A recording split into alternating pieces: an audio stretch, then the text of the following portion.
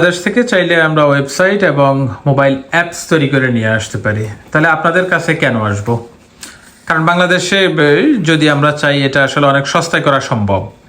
হ্যাঁ, তো যদি আপনাদের কাছে করি বা প্যারিস বাংলাতে করি তাহলে সেটা অনেক আসলে এক্সপেন্সিভ হয়। কেন আমরা এটা এখানে করব? আসসালামু আলাইকুম সবাইকে। প্যারিস বাংলা এবং কি রোম বাংলা থেকে বলছি, যারা ইতালি থেকে দেখতেছেন সবাইকে অনেক ধন্যবাদ। আর হ্যাঁ, বাংলাদেশ থেকে করলে আসলে খরচ কম পড়ে, এটা সত্য। যদি আমি শর্টভাবে বলি একটি বাক্যে, সেটা হলো আমরা নতুন যখন প্যারিসে আসি, তো নতুন কথা বলতে যে প্রবলেমটা হয়, কথা বলতে পারি না, অনেকটা বোবা হয়ে যায়।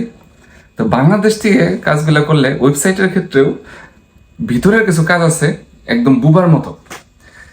যেমন আমরাও ট্রাই করছি যে বাংলাদেশ থেকে করানো যায় কিনা, এখানে ভুল বোঝাবুঝি আছে, আমি সেটা আলোচনা করার চেষ্টা করবো। আমরাও ট্রাই করেছি যে বাংলাদেশ থেকে লুক দিয়ে করানো যায় কিনা। তো যেদিন কথা বললাম প্রথম কিছুদিন, তো বলতেছে ভাইয়া ভাইয়া প্লা কি, ওই দিনই আমরা বুঝতে পারছি যে এই রাস্তায় কাজ হবে না। তবে হ্যাঁ, এখানে যে ভুল বুঝাবুঝি আছে, তারপর বাংলাদেশ থেকে হাজার হাজার লোক ফ্রিল্যান্সিং করতেছে, এই সেই, তাহলে তো ভালোই চলতেছে, তাহলে আপনারা এটা আবার কি বলতেছেন। তো সেটা ভুল ধারণা ভাঙানোর চেষ্টা করব।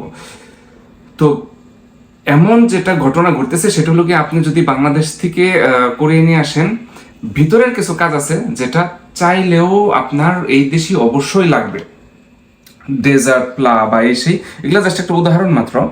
তো আপনার যদি বাংলাদেশ থেকে করিয়ে নিয়ে আসেন, মনে হবে যে আসলে হয়ে গেছে, আসলে হবে না। জাস্ট যেটা বললাম যে আমরা যখন নতুন ফরাসি না শেখার কারণে যেরকম একদম বুবা হয়ে যায়, ওয়েবসাইটের ভিতরে অনেকগুলো পার্ট আছে যেগুলো একদম টোটালি বাংলাদেশের লোকজন তাদের কাছে টোটালি বুবার মতো, কিচ্ছু জানে না। এবং কি সেইখানে যদি আপনার তথ্যগুলো সঠিকভাবে না থাকে, তাহলে সামনে আসবে না, গুগলের সামনে আসবে না।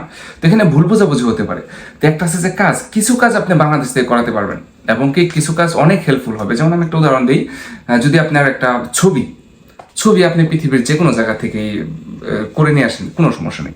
কিন্তু ওয়েবসাইটের কিছু ঘটনা আছে, যেমন আমরা যখন ওয়েবসাইট দেখি বা মোবাইল অ্যাপ্লিকেশন দেখি, আমরা যে সামনে দেখতেছি অনেক সুন্দর দেখা যাচ্ছে, অনেক চকচকে একটা প্লা দেখা যাচ্ছে, এইটা কিন্তু ঘটনা না। ওয়েবসাইটের পিছনে 4 থেকে 5টা খণ্ড আছে। যারা ডেভেলপার আছেন তারা হয়তো আমার সাথে একমত হবেন আর কি। যেরকম আমাদের বডিতে যেরকম খণ্ড আছে, মাথা, বডি, পা, তো ভিতরে এরকম কিছু খণ্ড আছে। এক্সপ্লেন করা হয়তো অনেক কষ্ট। তো মাথার কাজ একরকম, আবার বডির কাজ, পায়ের কাজ একরকম। তো অনেকগুলা কাজ বাংলাদেশ থেকে করিয়ে আনতে পারবেন, কিন্তু সবগুলো না। তো এখন যারা বাংলাদেশ থেকে কাজ করতেছে, তাদের যেটা হচ্ছে, তারা বিভিন্ন কোম্পানির আন্ডার হয়ে কাজ করতেছে। মানে আমরা কিন্তু বুঝতে পারি যে আমরা এই 5টা জিনিস বাংলাদেশ থেকে আনতে পারবো, আবার এই 5টা জিনিস ইম্পসিবল।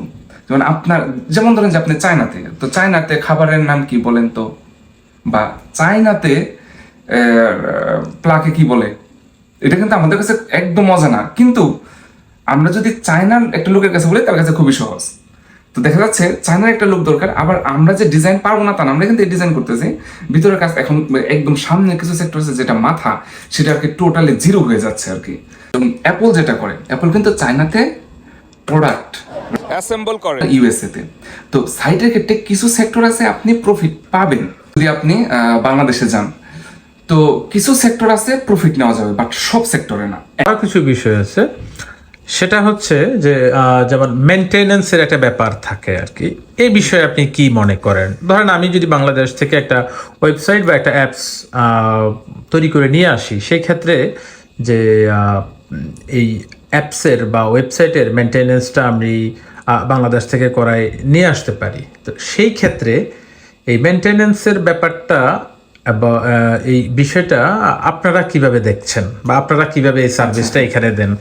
নিশ্চয়ই একটা ওয়েবসাইট এবং একটা অ্যাপস তৈরি করার পরে এই মেনটেনেন্স ফেজটা এটা অন্যতম একটা গুরুত্বপূর্ণ বিষয়। অবশ্যই। তো মেইনটেনেন্সের ক্ষেত্রে যেটা, সেক্ষেত্রে আমরা একটা বলতে পারি যে, যেমন ধরুন যে আপনার অনেকগুলা কাজ আসলে সব এক্সপ্লেন করা অনেক কষ্ট।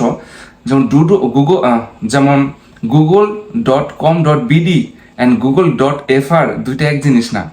আপনি গুগলে বাংলাদেশের প্লেন থেকে নামার সাথে সাথে দেখবেন যে আপনার টোটাল সিস্টেমটা চেঞ্জ হয়ে যাচ্ছে। অ্যাডভার্টাইজিং বলেন বা সেক্টর, দেখবেন যে বাংলা লিঙ্কের অ্যাড আসতেছে। তো মেইনটেইনের যে বিষয়টা সেটা হচ্ছে আপনার সার্ভারের উপর ডিপেন্ড করতেছে। আপনার সার্ভার যদি উইক থাকে সাথে সাথে সেটা 1-2 ভাঙা যায়।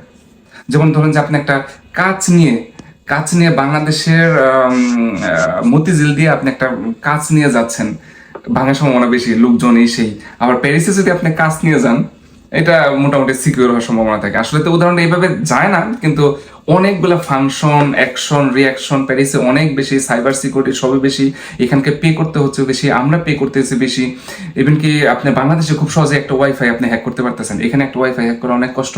তো এরকম হিউজ পরিমাণে তফাৎ থাকে, যেটা হয়তো আমি এক্সপ্লেন করা কষ্ট হচ্ছে আর কি।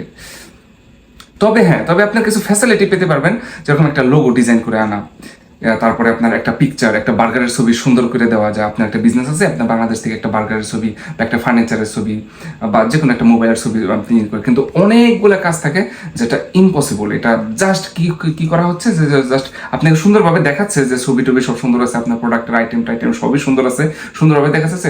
মানে আপনার কম্পিউটার পাশে দুইটা কথা আছে, একটা হলো ফ্রন্ট এন্ড, আরেকটা হচ্ছে আপনার ব্যাক এন্ড আর কি। তো সামনে দেখানো হচ্ছে অনেক সুন্দর, তো পিছনে জাস্ট কপি পেস্ট করা। তো দেখা যায় যে জাস্ট এগুলা বানানো এবং কি না বানানো অনেকটা কি। আর ভুল বুঝাবুঝি হয়, ভুল বুঝবেন না। অনেকগুলা সেক্টর আছে যে সেক্টরে অনেক প্রফিট পাওয়া যায় বাংলাদেশ থেকে কাজ করলে, কিন্তু সবগুলা সেক্টর না। ধন্যবাদ, আশা করি আমরা বিষয়টাতে ক্লিয়ার হয়েছি।